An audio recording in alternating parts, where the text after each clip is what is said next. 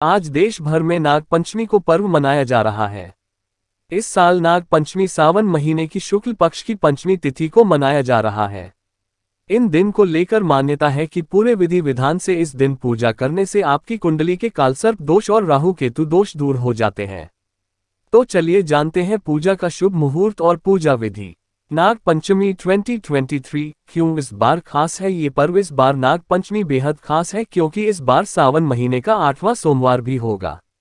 सोमवार और नाग पंचमी एक ही दिन पड़ रहा है। इस दिन भगवान शंकर की पूजा की जाती है। नाग पंचमी 2023 ये है शुभ मुहूर्त। ऐसे में पूजा के लिए शुभ मुहूर्त सुबह 05:53 से सुबह 08:30 तक निर्धारित किया गया है। नाग पंचमी का महत्व। नाग पंचमी के दिन नागों के देवता की पूजा की जाती है। मान्यता है कि ऐसा करने से सांपों से आपके परिवार की रक्षा होगी। इसके साथ ही आपकी कुंडली के दोष दूर हो जाएंगे। इस दिन को लेकर ऐसी मान्यता है कि अगर कोई इस दिन पूरे विधि विधान से पूजा करता है तो उसके कुंडली के सर्प दोष खत्म हो जाएंगे। नाग पंचमी से जुड़ी पौराणिक कथा। किसी राज्य में एक किसान रहता था। वह बहुत मेहनती था। उसके 2 पुत्र और 1 पुत्री थी। परिवार का पालन पोषण करने के लिए वह हल जोतता था। एक दिन गलती से हल जोतते समय उससे नागिन के 3 बच्चे कुचले गए। जब नागिन ने ये देखा तो वह रोने लगी और उसे बहुत क्रोध आया। तब उसने अपने बच्चों के हत्यारे से बदला लेने के बारे में सोचा।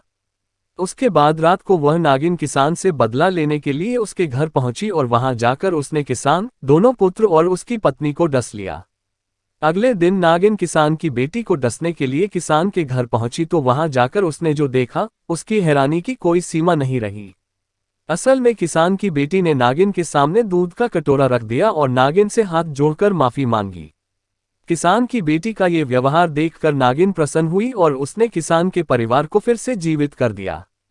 ऐसा कहा जाता है कि जिस दिन ये घटना हुई उस दिन श्रावण शुक्ल पंचमी थी, जिसके चलते इस दिन को नाग पंचमी के रूप में जाना जाने लगा और नाग देवता व नागों की पूजा का आरंभ हुआ। कथा नंबर 2। भविष्य पुराण के अनुसार समुद्र मंथन के दौरान नागों ने अपनी माता की बात नहीं मानी थी, जिसके चलते उन्हें श्राप मिला था। नागों को कहा गया था कि वो जन्मेजय के यज्ञ में जलकर भस्म हो जाएंगे। घबराए हुए नाग ब्रह्मा जी की शरण में पहुंच गए और उनसे मदद मांगने लगे। तब ब्रह्मा जी ने कहा कि नागवंश में महात्मा जरत्कारु के पुत्र आस्तिक सभी नागों की रक्षा करेंगे। ब्रह्मा जी ने यह उपाय पंचमी तिथि को ही बताया था। वहीं आस्तिक मुनि ने सावन मास की पंचमी तिथि को नागों के ऊपर दूध डालकर उन्हें यज्ञ में जलने से बचाया था। तब से लेकर आज से नाग पंचमी का पर्व मनाया जाता है। एक अन्य मान्यता के अनुसार जब समुद्र मंथन हुआ था तब किसी का भी रस्सी नहीं मिल रही थी। इस समय वासुकी नाग को रस्सी की तरह इस्तेमाल किया गया था। जहां देवताओं ने वासुकी नाग की पूंछ पकड़ी थी, वहीं दानवों ने उनका मुंह पकड़ा था।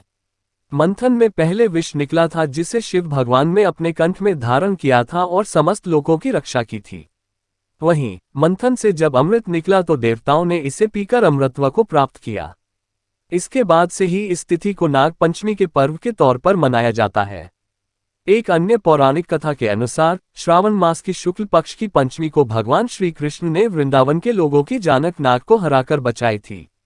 श्री कृष्ण भगवान ने सांप के फन पर नृत्य किया था, जिसके बाद वो नथैया कहलाए थे। तब से ही नागों की पूजा की परंपरा चली आ रही है।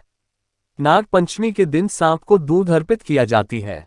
इस दिन घर के बाहर रंगोली बनाई जाती है। हल्दी, रोली, चावल, कच्चा दूध, फूल और जल चढ़ाकर नाग देवता की पूजा की जाती है। नाग देवता को प्रसाद के रूप में लावा चढ़ाया जाता है। नाग पंचमी के दिन नहीं करने चाहिए ये काम। इस दिन ना तो सांपों को परेशान करना चाहिए और ना ही उन्हें मारना चाहिए। इस दिन अगर घर में कहीं सांप निकल आए तो उसे बाहर फेंक देना चाहिए।